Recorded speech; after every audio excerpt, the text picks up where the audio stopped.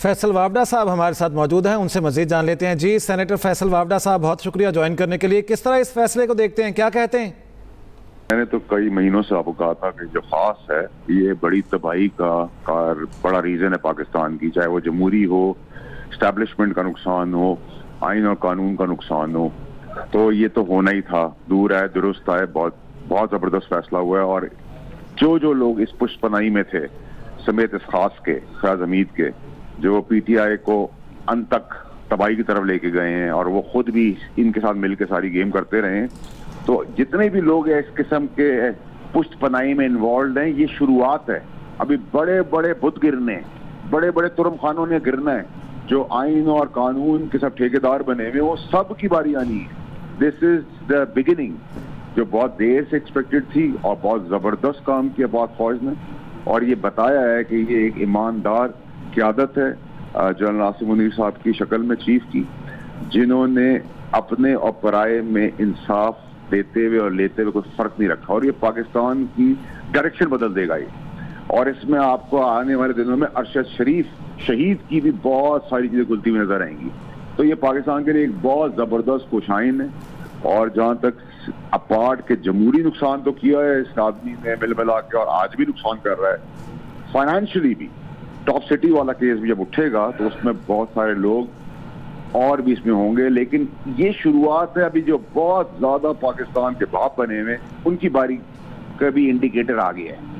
अब अगर सब अपने अपने हदूद में नहीं रहे तो वो एक कहावत है कि समझ समझ के समझ को समझो, समझ समझ के समझना भी एक समझ है। जो समझ समझ के ना समझो, मेरी समझ में ना समझ है। तो ना समझने वालों को है कि पीटीआई की जो 9 मई से लेके आज तक पुष्पनाई कर रहे हैं, उनका भी टाइम है ज़ब्त। ठीक है, रहमान अजहर साहब, आपसे जानना चाहूँगी इस बात पे क्या वजाहत कर सकते हैं कि जब ये कार्रवाई का आगाज़ होगा पाकिस्तान आर्मी एक्ट के तहत किसी भी साबिक जर्नल के खिलाफ, जब कोई करप्शन के इल्ज़ामात की तहकीकात का तरीक़ाकार क्या होता है?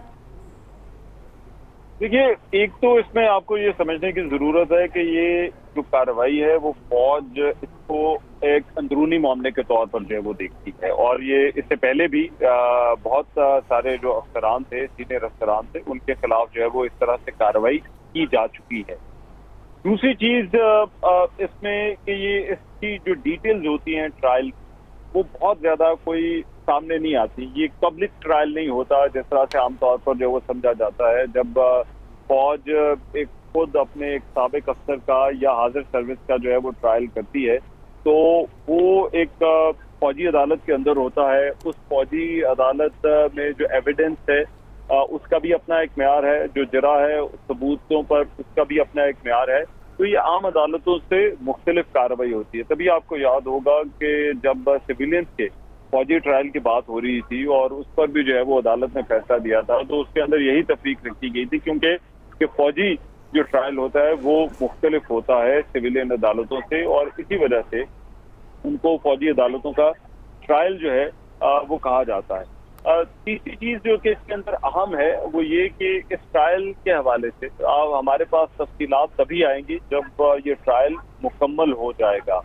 और यही वजह है कि ये जो ट्रायल्स होते हैं इनके बारे में कोई बहुत ज़्यादा मालूमात जो है वो नहीं होती। और ये ट्रायल जब मुकम्मल होते हैं तो उसके बाद ही फौज की तरफ से जो है वो एक बयान आता है कि ये ट्रायल हुआ था, और इस ट्रायल के बाद जो है वो ये चीज़ें तय आई हैं।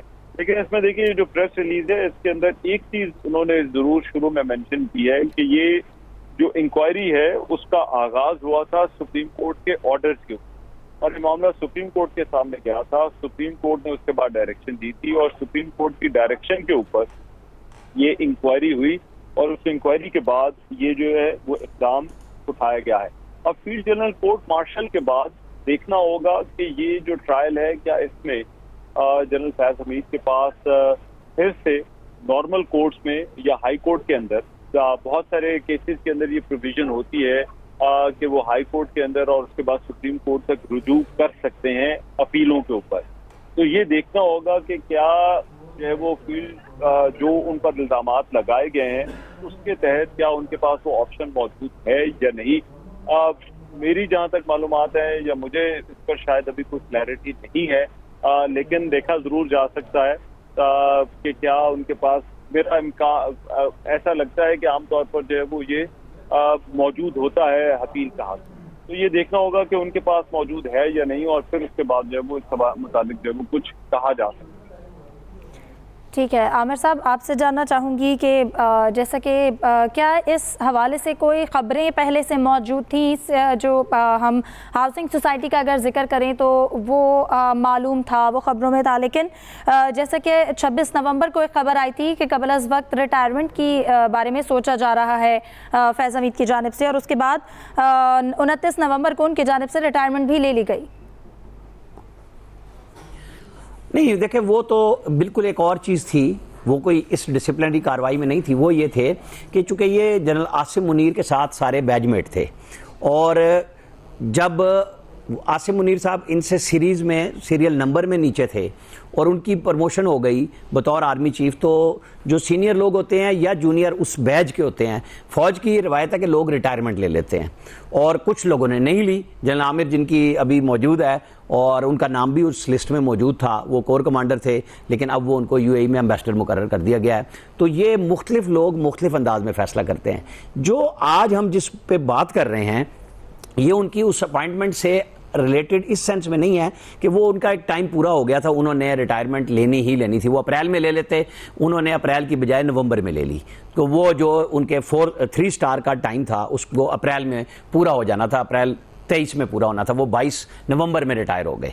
तो ये इसकी थी। ये जो बात आई है, ये सुप्रीम कोर्ट में इनके खिलाफ एक केस लगा हुआ था, वो सुप्रीम कोर्ट ने GHQ को बजरिए वजारत दिफा भिजवाया था कि आपके ये सर्विंग जनरल थे उस वक्त और अब रिटायर्ड हैं, इनके खिलाफ आप एक्शन लें, इनकी इंक्वायरी करें और हमें बताएं।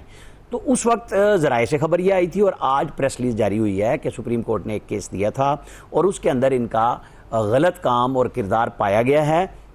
और फिर इसके अलावा दूसरा हिस्सा है उस प्रेस रिलीज का कि रिटायरमेंट के बाद इनकी कुछ ऐसी चीज़ें सामने आई हैं, साबित हो गई हैं, एस्टैब्लिश हो गई हैं, जो आर्मी एक्ट की खिलाफ वर्जी हैं। लिहाजा उन बुनियादों पे इनके खिलाफ court martial, field general court martial initiate किया जा रहा है और इनको मिलिट्री की तहवील में ले लिया गया है।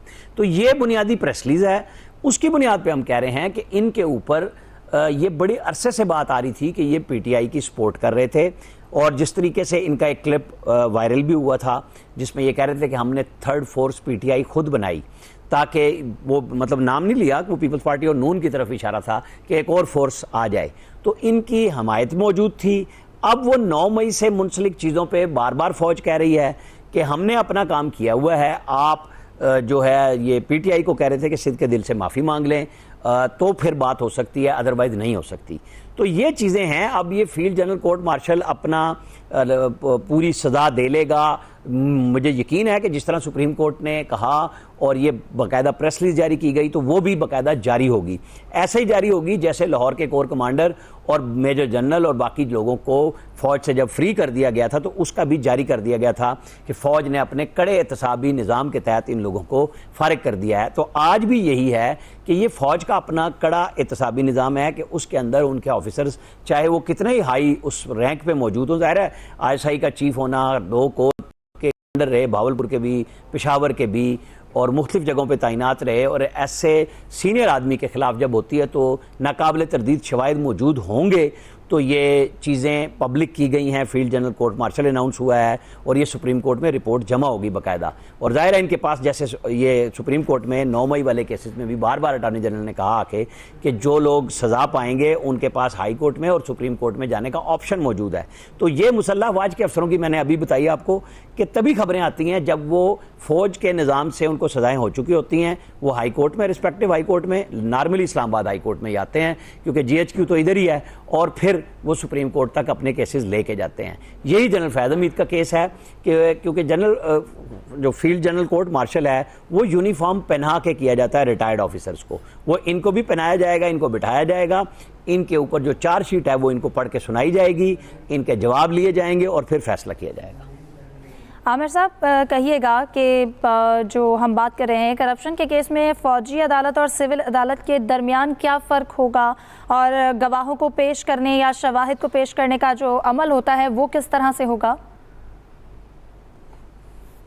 नहीं, अब देखें वो शवाहिद तो वहीं पे है ना, वो जो प्रेस रिलीज बता रही है हम उस पर बात कर रहे हैं क्योंकि दो हिस्से हैं, एक है फौज के यूनिफॉर्म के अंदर होते हुए हाउसिंग सोसाइटी के मामलात में इन होना, जिसकी सुप्रीम कोर्ट ने बाकायदा शिकायत की, और जब वो इंक्वायरी शुरू हुई तो उसके बाद ये रिटायर, चुके पहले ही हो चुके हुए थे, तो रिटायरमेंट के बाद इनके कुछ इकदामात ऐसे नज़र में आए हैं जो आर्मी एक्ट की खिलाफ वर्जी है। अब वो किस किस्म की है बराह रास्त मैं नहीं कह सकता, लेकिन मैंने आपको बहुत सारी चीज़ों के इशारे दिए हैं कि इनके खिलाफ मुतअद्दिद चीज़ों पे इंक्वायरियाँ हो रही थी, इसलिए इनका घर भी वो कैंसिल किया गया जनरल कॉलोनी से, और वो आर्मी चीफ की मर्जी के बगैर वहाँ पे कोई नहीं रह सकता, और इनको पूरी पेमेंट की गई, वो किसी और जनरल को अलाट हो गया। तो ये चीज़ें चल रही थी, इनके खिलाफ प्रोसीडिंग आ रही थी कि ये कुछ ऐसे इकदाम कर रहे थे जो फौज में नापसंदीदा थे।